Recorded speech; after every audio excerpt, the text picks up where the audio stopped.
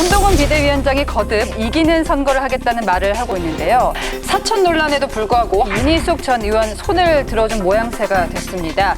국민들이 보시기에 우리 이번 총선을 통한 해서 우리 정치가 나아갈 길을 저는 그 구도가 선명하게 보여준다고 생각합니다. 그렇다고 해서 제가 그분을 공천한다고 얘기하거나 어떤 공천에 관여해서 어떤 밀어준다는 취지를 말씀드리는 건 아니죠. 그리고 참고로 말하면 저는 윤희숙 의원하고 개인적으로 전혀 모릅니다. 그분이 평소에 저에 대해서 좋게 말하고 다니는 것 같지도 않던데요. 용산에서 사천 논란이 있었잖아요. 혹시 또 이것도 불거지는 거 아닌가 해서. 아니 근데 뭐 얼굴도 모르는 사람, 얼굴은 알겠지만 텔레비 화면에서 얼굴도 모르는 사람을 무슨 사천을 하겠어요. 근데 그 한동훈 위원장 입장에서는 그분 속에 이 공익적인 정말 마음이 있는지 아니면 정치적인 욕심이 있는지 저는 그건 몰라요. 사람의 내면은 어떻게 알겠어요. 한 위원장이 운동권 청산 구도를 들고 나온 건데 이게 총선에는 효과가 있을까요? 뭐 프레임이죠. 왜냐하면 국민들이 양쪽에 지금 다 실망한 상태지 않습니까? 근데 특히 이제 민주당에 실망한 부분이 바로 그건 거라는 거예요. 그러니까 옛날에 김대중 노무현 당시에 그런 민주당이 아니라 이상한 운동권 정당으로 변해버렸다. 네. 그다음에 지금은 이재명 대표 사당으로 변해버렸다.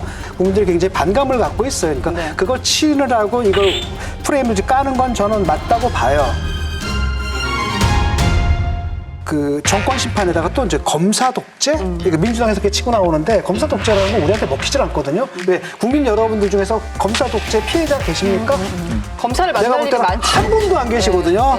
검사 만날 짓 한 사람들만 지금 그러고 있는데 저는 검사는 소개팅 할 때만 만나본 것 같아요. 그 대부분의 사람들이 지금 검사 만날 짓 하신 그 대부분의 사람들이 민주당에 모여 있단 말이죠. 그러니까 이런 프레임 자체는 강력하죠. 이걸 맞서게 되면 강력한데 다만 문제는 뭐냐면 이거 또 다른 정치 공세 아니야 이런 느낌이 든다라는 거예요. 그래서 윤희숙 의원 같은 경우 딱 세우면은 굉장히 좋거든요. 사실은 여러 가지 면에서 예컨대 경제 전문가고 임종석과 윤희숙 누가 경제를 살릴 것 같습니까? 자기 손으로 땀 흘려서 돈 벌어본 적 없고 오직 운동권 경력 하나로 수십 년간 기득권 차지하면서 정치 무대를 장악해온 사람들이 민생 경제를 말할 자격이 있는지 묻고 싶습니다. 탈원전 이념 내세우면서 세계 최고 수준의 한국 원전 생태계 다 무너뜨린 사람들이 어떻게 민생을 얘기하는지. 실제로 그 윤희숙 의원 며칠 전에 만나봤더니 자꾸 저 운동권 청산 맞서는 상대 주자로만 부각시키지 말라고 이런 발언을 하더라고요. 자기는 경제 전문가. 그 배경이 뭐냐면 임종석 공천 못 받을 것 같아. 임종석이 공천을 받아야 되는데 그래야 내가 대결이 되는데 임종석 공천 못 받을 것 같아. 이게 틀린 말이 아닌 게 지금 임종석 전 실장이 성동 갑에 오는 거에 대해서 이른바 친명 일부에서 굉장히 강력히 반대하잖아요. 그래서 임종석 자기 공천하자고 그래서 뭐 조상호 변호사라고 찐명 변호사 보내자 뭐 이런 얘기 나오고 있거든요.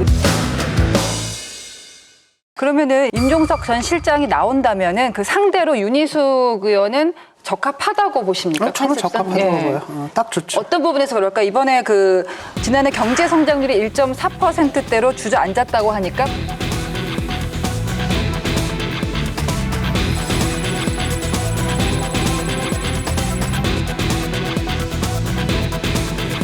바로 윤희숙 전 의원이 작년 숫자는 아직도 안 나왔어요라고 맞받아쳤습니다.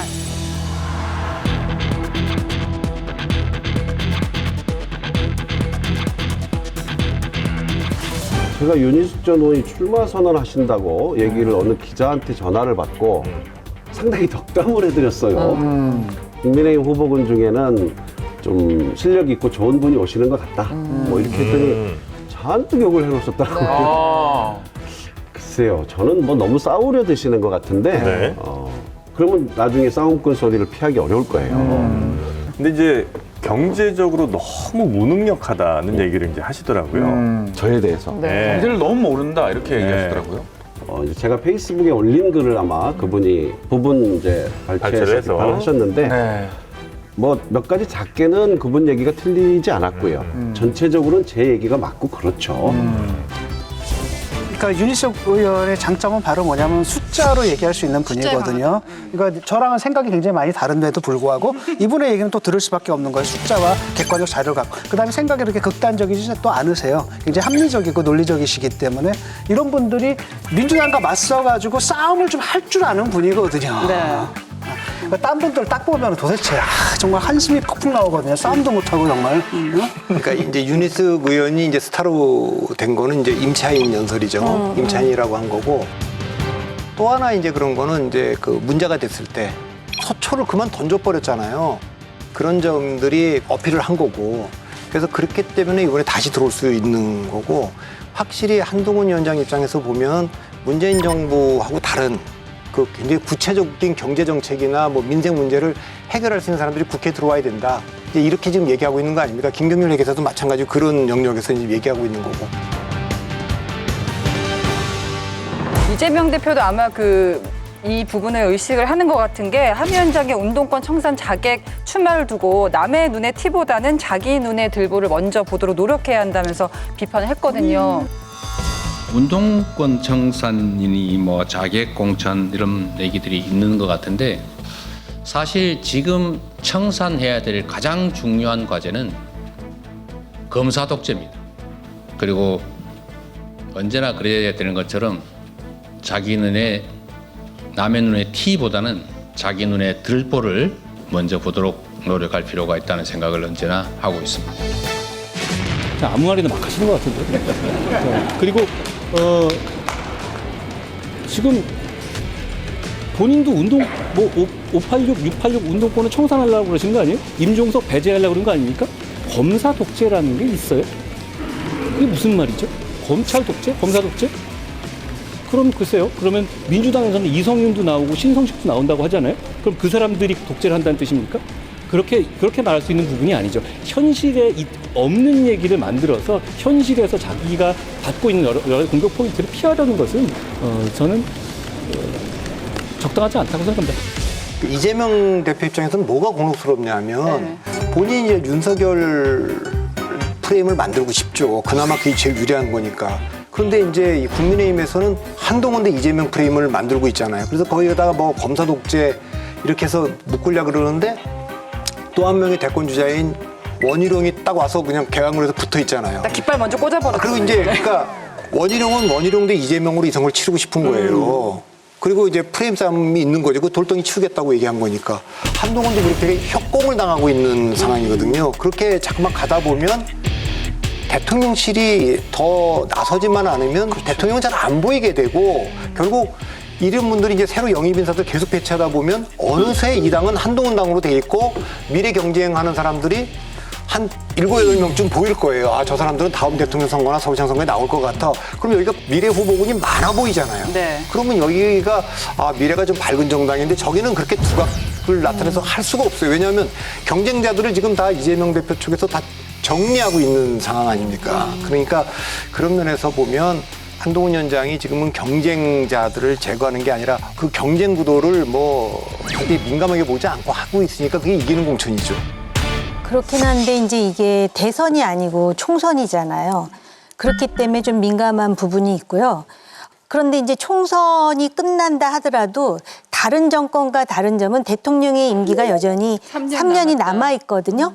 이게 또 어떤 문제가 있냐면은 대통령의 입장에서는 한동훈 중심으로 뭔가가 이렇게 돌아가는 거에 대해서 그게 대통령의 어떤 무슨 다른 생각이 있어서가 아니라 그냥 인간의 자연스러운 성정상 그게 불편할 수도 있어요. 우리가 이제 정치학을 배울 때요. 어떤 문제에 있어서 절대적 이익이 오면 다 좋아한다고 생각을 하지만 사람들은 절대적 이익 이전에 상대적 이익과 상대적 손실을 먼저 계산한다는 거거든요. 그런 아주 민감한 심리가 지난번 일주일 전에 그런 사달과 함께 또 그 점심 식사에서의 약간 불편하다고 우리가 느끼는 모습이라든지 그래서 한동훈 위원장이 그것까지도 관리를 잘 해야 된다라고 생각을 해요. 어차피 이분은 딱 얘기했잖아요. 이거 왜냐하면 그렇게 되면은 할 수 없습니다. 자기들 급해서 갖다 쓴 거 아닙니까? 미래 권력을 갖다 썼단 말이죠. 그리고 다음 공천 누가 주겠어요? 윤 대통령이 주는 거 아니거든요. 그러니까 당연히 그렇게 되면 이제 사람들이 뻔하잖아요. 국힘에 있는 사람들 얼마나 줄 잘 섭니까? 줄 타닥 쓰게 되고, 그러니까 본인이 원하든 원하지 않든 간에 또 줄 서는 인간의 있거든요. 그냥 본능이라는 쫙 거잖아요. 줄을 쓰거든요. 그러고 그냥 저절로 레임덕에 빠진단 말이에요. 그걸 피하기 위해서 본인이 이제 뭐라 그랬냐면 나는 그냥 4월 10일까지다 딱 하고 이제 끝내버렸거든요. 쉽게 말하면 거기까지 가지 않겠다라는 거고, 그 다음에 외국에 나가서 공부를 하든지 아니면 뭐라든지 예컨대 뭐 다 내각에 다시 들어가는데 내각에 다시 들어가려면 뭐 총리로 들어간다라든지 이런 거지, 사실 권력 다툼을 하지 않겠다라는 선언을 좀 한 거예요. 맞습니다. 그러니까 윤석열 대통령이 이번 총선 공천을 주도하느냐, 한동훈 비대위원장이 주도하느냐 얘기가 참 무의미한 게, 설령 윤석열 대통령이 주도하더라도요, 총선이 끝난 다음에 당선된 사람은 다 한동훈 키즈가 되는 거예요. 차기 권력 그럼요. 한다. 그렇기 때문에 그런 논쟁하는 게 사실 자체가 무의미해요. 예.